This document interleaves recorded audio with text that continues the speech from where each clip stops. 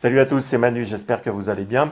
Moi ça va super. Aujourd'hui, je vous parle de montres connectées, un peu comme d'habitude, de marques chinoises vendues par Amazon. Elles sont en général assez intéressantes puisqu'elles sont à des prix assez abordables.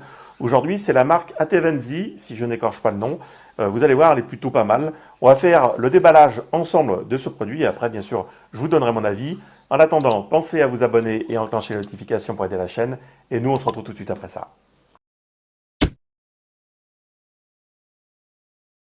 La montre est livrée dans une petite enveloppe à bulles toute simple, pas d'emballage superflu. À l'intérieur, on va retrouver une espèce de carte de remerciement. C'est la première fois que j'ai ça. En général, avec les montres, on n'a pas ce type de petite carte de remerciement. Donc voici la boîte toute simple, hein, c'est vraiment le minimum syndical.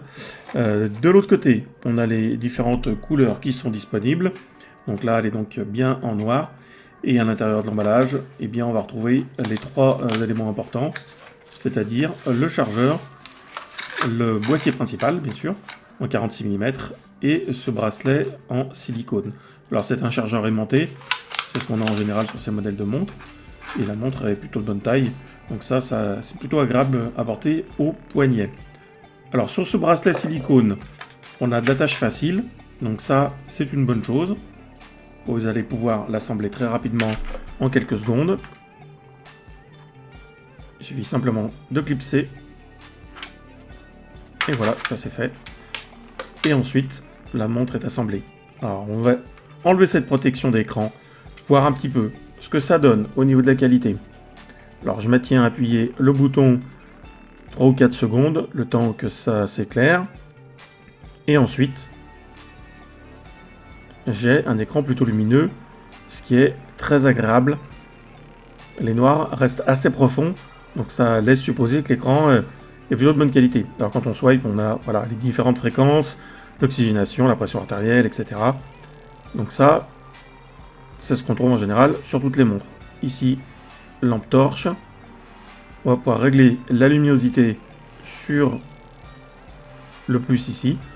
Donc écran très lumineux. Et si je maintiens mon doigt appuyé dessus, bien sûr, je vais pouvoir swiper pour aller chercher un autre cadran.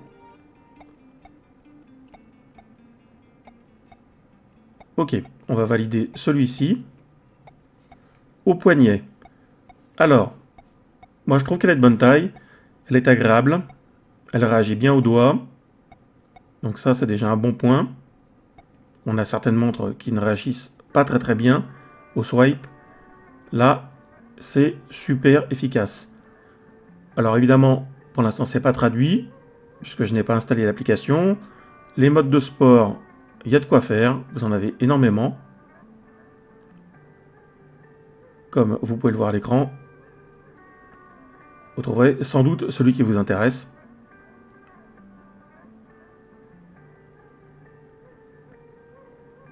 Si je vais alors tout en bas, on va sélectionner l'application Download. Ici, vous avez le code QR code à scanner pour pouvoir installer l'appli. Alors, l'oxygénation du sang, 98. Résultat plutôt correct, ça correspond à ce qu'on trouve habituellement.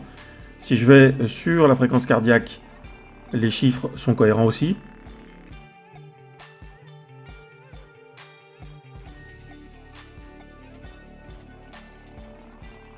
Et là, on va peut-être rencontrer une petite différence, ouais, c'est normal. Alors ici, la différence qu'on a, c'est tout à fait logique concernant la pression artérielle.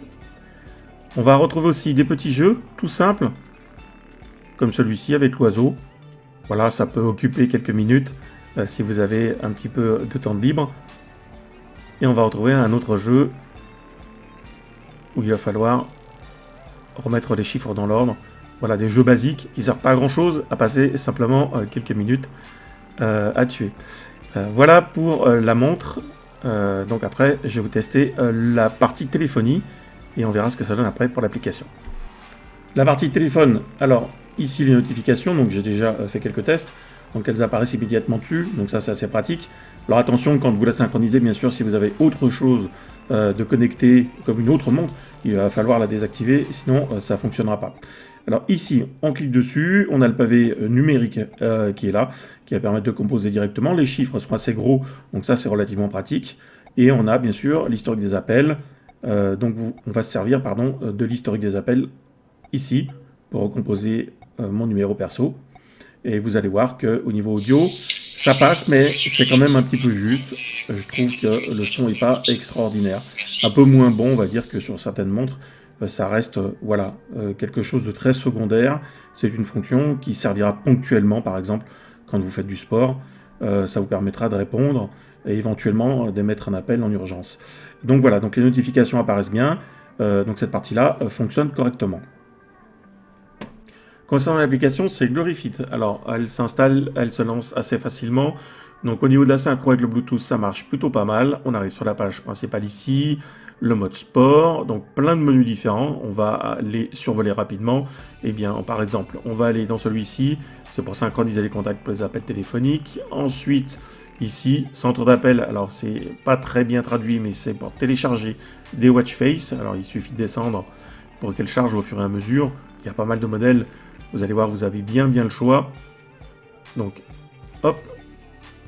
Il y a plusieurs pages, je pense qu'on a plusieurs centaines. Cadran personnalisé, pour charger vos photos, bien sûr. Ensuite, on va aller voir d'autres menus. Donc, par exemple, on va cliquer ici. La autotest, c'est pour synchroniser les prises régulières de fréquence cardiaque, par exemple au poignet. Ensuite, dans les différents paramètres, ici, pour allumer au mouvement du poignet.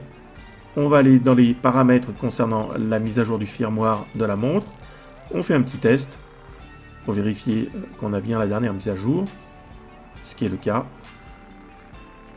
Dans les différents menus, nous allons regarder par exemple dans celui, alors vous avez bien sûr les rappels de messages, etc. Vous avez beaucoup de choses.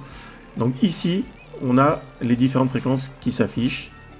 Donc ça, c'est plutôt pas mal. Dans le mode sport, vous allez pouvoir télécharger plus d'une centaine de modes de sport différents. En cliquant sur plus, il y a quasiment tout. Ici, ce sera les paramètres personnalisés, cycle physiologique, vous voyez, donc il y a pas mal de choses. On va retrouver pas mal de petits éléments qui vont permettre de compléter les paramètres personnalisés. Voilà pour cette application simple et plutôt bien finie. En conclusion, on a plutôt une belle montre. Je mettrai juste une réserve sur la durée du produit. Reste à voir comment elle se comporte avec le temps. Concernant l'étanchéité du produit, attention, elle ne va pas dans l'eau, elle a juste la norme IP68 qui est la garantie contre les éclaboussures, donc elle passera largement pour un lavage de main, mais pas du tout pour l'immersion, donc pas de piscine. Je vous ai mis, comme d'habitude, tous les liens dans le descriptif en dessous, et je vous dis à bientôt pour des vidéos et plein d'infos. Ciao, ciao.